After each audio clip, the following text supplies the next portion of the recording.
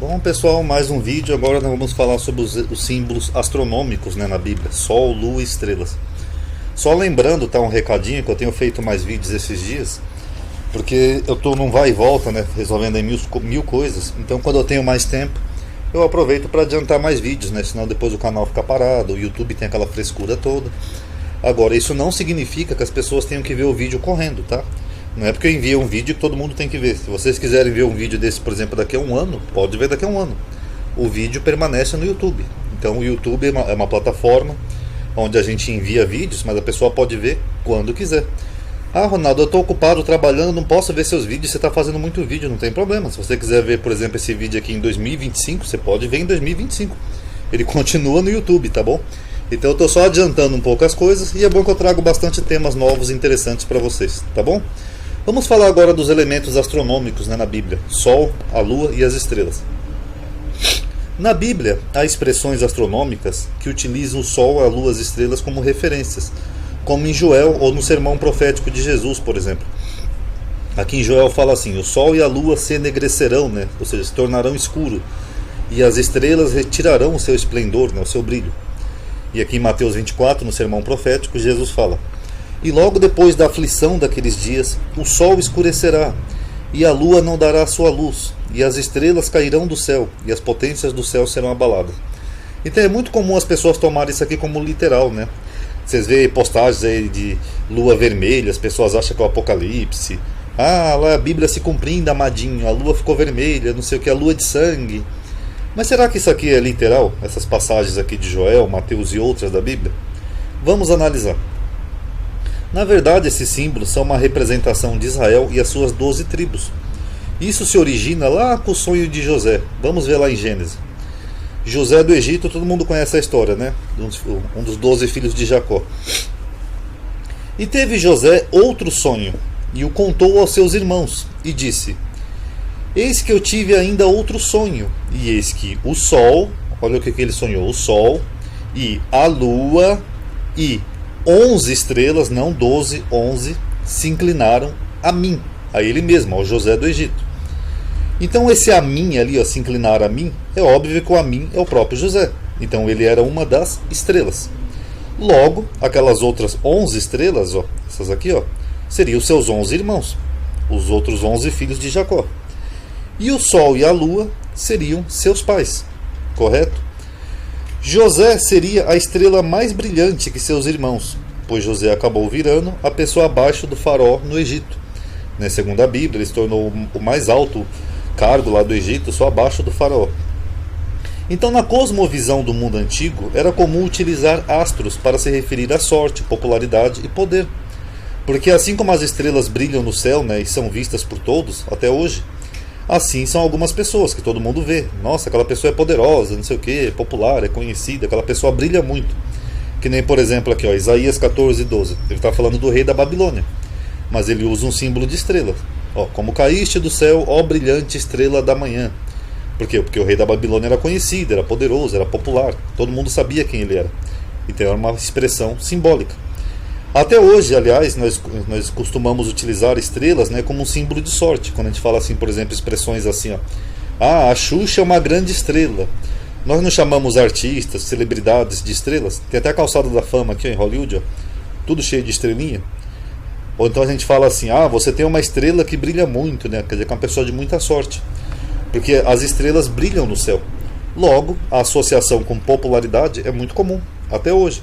Ah, o Roberto Carlos é uma estrela, a Rita Lee é uma estrela do rock, a Mary Moore é uma estrela do cinema, e assim por diante. Porque as estrelas brilham, todo mundo vê as estrelas aqui da Terra. A mesma coisa são pessoas populares, pessoas poderosas, pessoas famosas. Quem não sabe quem é o Putin, quem não sabe quem é, por exemplo, o Trump, quem não sabe, por exemplo, quem é a rainha da Inglaterra? São que nem estrelas. Todo mundo do planeta inteiro sabe que eles são pelo brilho deles, pela popularidade, pela força, pelo poder, etc. E as estrelas do sonho de José foram retomadas em Apocalipse com o mesmo simbolismo, que nem você vê aqui, ó. E viu-se um grande sinal no céu, uma mulher vestida do sol tendo a lua embaixo dos pés, e uma coroa de 12 estrelas. Ou seja, a mulher que João está descrevendo aqui no Apocalipse é Israel. É o mesmo simbolismo, ó, o sol, a lua e as 12 estrelas, que são as 12 tribos de Israel.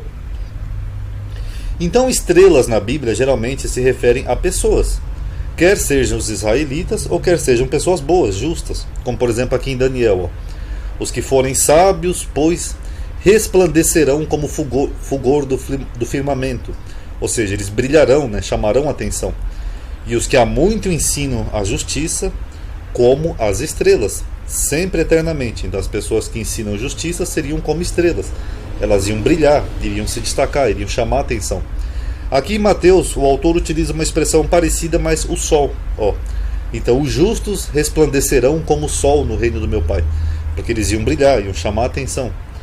Daniel também aqui no capítulo 8, onde ele fala do chifre pequeno, né, que é uma referência a Antíoco Epífanes, ele fala assim, e se engrandeceu até contra o exército do céu, e alguns do exército e das estrelas lançou por terra e pisou. Só que aqui Daniel está falando de um homem. Um homem pode subir no céu e derrubar estrelas? Claro que não. Até porque as estrelas já estão mortas, a maioria delas que nós vemos aqui na Terra. E as estrelas são maiores até que a Terra, né? Que nem o Sol é uma estrela. Tem como um homem subir no céu e derrubar as estrelas? Não. Então isso aqui é um simbolismo dos israelitas. O que Daniel está falando aqui? Que Antíoco Epífanes ia fazer uma guerra lá em Israel, que ia matar muitos israelitas. Foi a guerra dos Macabeus. Aqui outra referência, Apocalipse 6,13. E as estrelas do céu caíram sobre a terra. Amadinho, tá vendo? Aí são meteoros, meteoritas, são as estrelas caindo na terra. Olha o que ele continua dizendo, como quando a figueira. O que é a figueira? A figueira é um símbolo de Israel. Tanto que nós temos lá aquela passagem polêmica que Jesus amaldiçoou uma figueira, tal. Então a figueira é usada aqui em literatura apocalíptica como um símbolo de Israel. Como quando a figueira lança de si os seus figos verdes, abalada por um vento forte. O que é a figueira lançando de si os seus figos? É Israel lançando fora de si os judeus, os israelitas, ou seja, eles sendo dispersados pela terra. Então quando o autor fala aqui que as estrelas iriam cair do céu como a figueira que joga fora os figos, ele está falando da dispersão dos judeus, ou seja, eles sendo dispersados pela terra. E aqui é a mesma coisa do dragão lá. E a sua cauda levou após si a terça parte das estrelas do céu e lançou sobre a terra. O que ele está dizendo? Que o dragão, que é uma referência a Roma, o inimigo, iria lançar uma terça parte dos israelitas, dos justos, fora da terra. Foi o que aconteceu no ano 70, na queda de Jerusalém. E o sol e a lua? Israel teve o reino dividido, né, tendo 10 tribos ao norte e 2 ao sul. Já falamos isso aqui 500 vezes aqui no vídeo, acho que todo mundo sabe disso. Que era o reino de Israel e Judá. Coloquei até um mapinha aqui para vocês verem. E azul é o reino de Israel e embaixo era o reino de Judá, tá bom? O reino do sul, apesar de ser menor em tribo, né, que era só 2, Judá e Benjamim, e geograficamente também menor, era onde ficava Jerusalém e o templo. Essa estrelinha vermelha aqui em cima, perto da parte azul, era onde ficava Jerusalém. Ou seja, era o centro do judaísmo, da religião judaica e do povo, né, das 12 tribos, era aqui, em Jerusalém. Logo, muitos iam até lá para fazer os preceitos da Torá.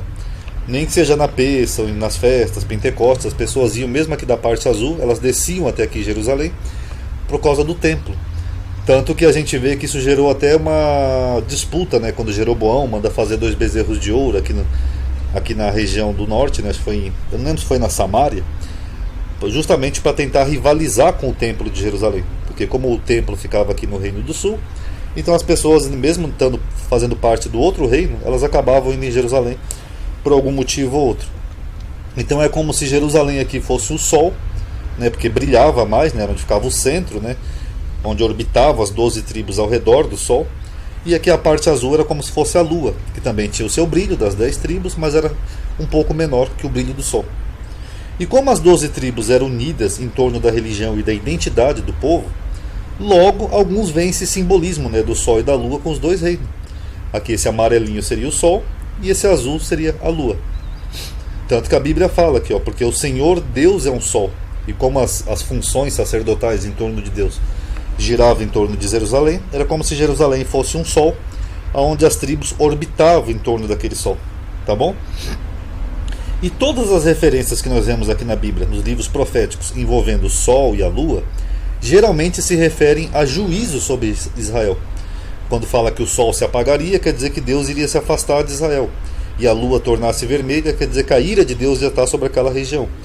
Vamos ver então aqui os profetas rapidinho, que a gente vai ver se é isso mesmo. Vamos começar com Joel. O sol se converterá em trevas e a lua em sangue, antes que venha o grande e terrível dia do Senhor. Do que Joel está falando aqui? Do dia do Senhor, de um dia de juízo sobre os dois reinos. Mais uma referência aqui em Joel. Diante dele tremerá a terra, abalar-se-ão os céus. O sol e a lua escurecerão, e as estrelas retirarão o seu esplendor. E o Senhor levantará a sua voz diante do seu exército, porque muitíssimo grande é o seu arraial, porque poderoso é, executando a sua palavra. Porque o dia do Senhor, ou seja, um dia de juízo, é grande e muito terrível. Quer dizer que Deus ia castigar Israel e Judá. E quem poderá suportar? Só um detalhe aqui, eu não sei se Joel é antes ou depois do reino dividido, mas se eu estiver equivocado aí, perdoem, tá? Mas mesmo depois do reino dividido, a referência continua a mesma. Ainda assim, agora mesmo, diz o Senhor. Olha o que o Senhor está dizendo. Convertei-vos a mim. Para quem que o Senhor está dirigindo isso? Para os israelitas. De todo o vosso coração. E isso com jejuns, com choro e com pranto. Então, se eles se convertessem, ia evitar o grande e terrível dia do Senhor, quando o sol se escurecesse e a lua tornasse vermelha. E Joel depois fala aqui, ó. Suscitem os gentios e subam ao vale de Jeosafá, pois ali me assentarei para julgar todos os gentios em redor. O que Deus está falando? Queria fazer um julgamento aos gentios. Lançai a foice, porque já está madura a seara. Vinde, descei, porque o largar está cheio, e os vasos dos largares transbordam, porque a sua malícia é grande. Multidões, multidões no vale da decisão, porque o dia do Senhor está perto. Aqui é a mesma coisa, o dia do Senhor, um dia de julgamento sobre os israelitas.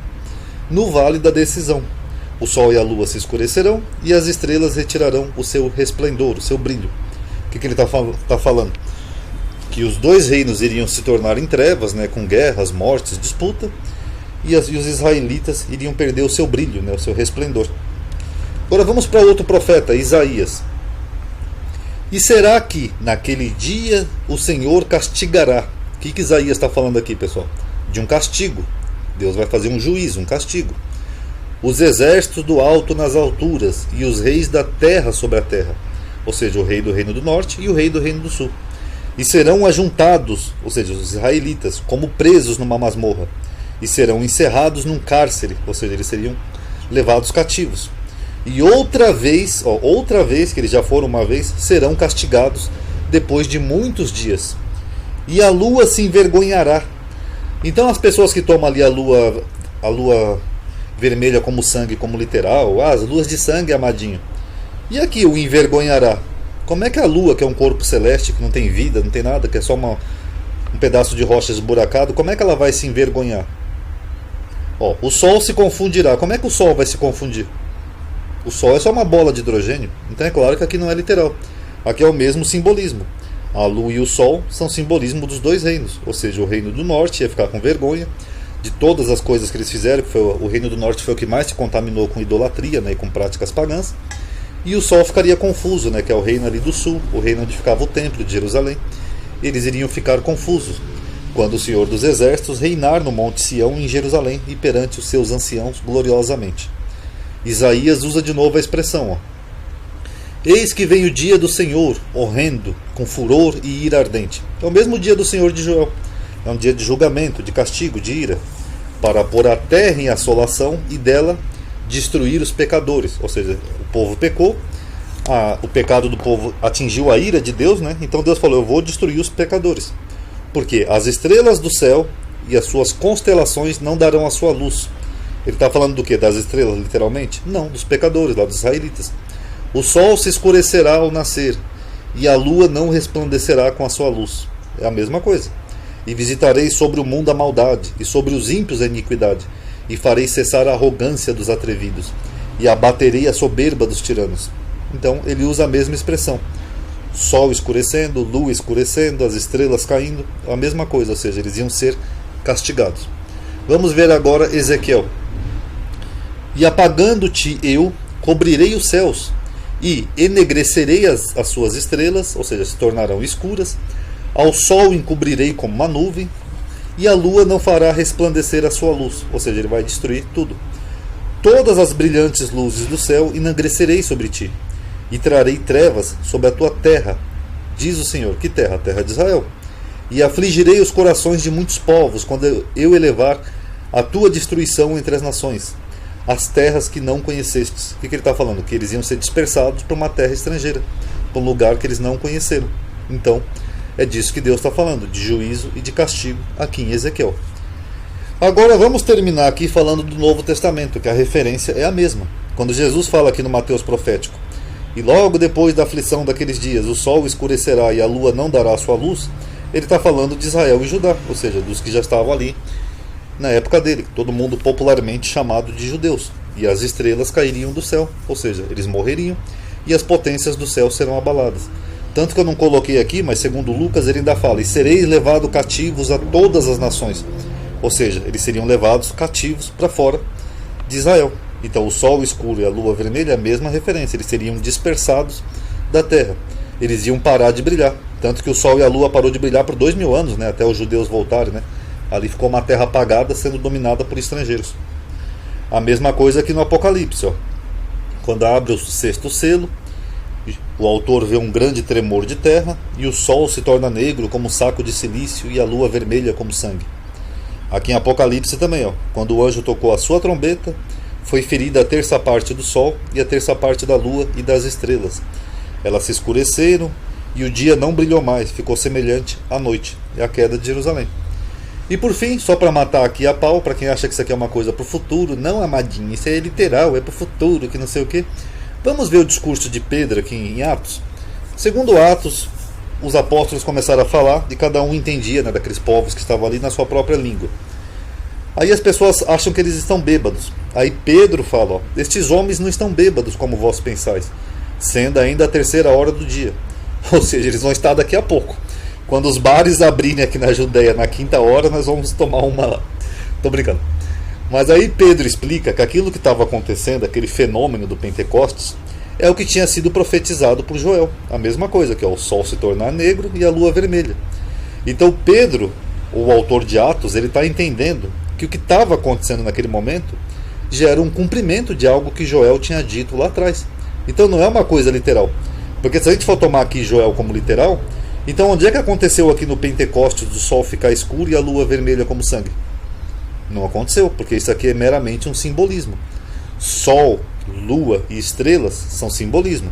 Sol e lua, os dois reinos. As estrelas, as 12 tribos que ficavam ali juntas em torno de Jerusalém, nos dois reinos. Basicamente isso. Vocês podem ver aqui no livro de Atos. Tá bom, pessoal? Então mais um vídeo aí, que nem eu falei, ninguém é obrigado a ver correndo os vídeos. Eu tenho feito mais vídeos por causa da disponibilidade, tá? Até é bom que ajuda a aumentar um pouquinho meu AdSense, ainda mais agora que eu estou gastando lá nesse processo aí de mudança, tá? Então tirei suas conclusões, espero que tenham gostado, espero que comentem também, tá? Que isso aí ajuda. Paz a todos.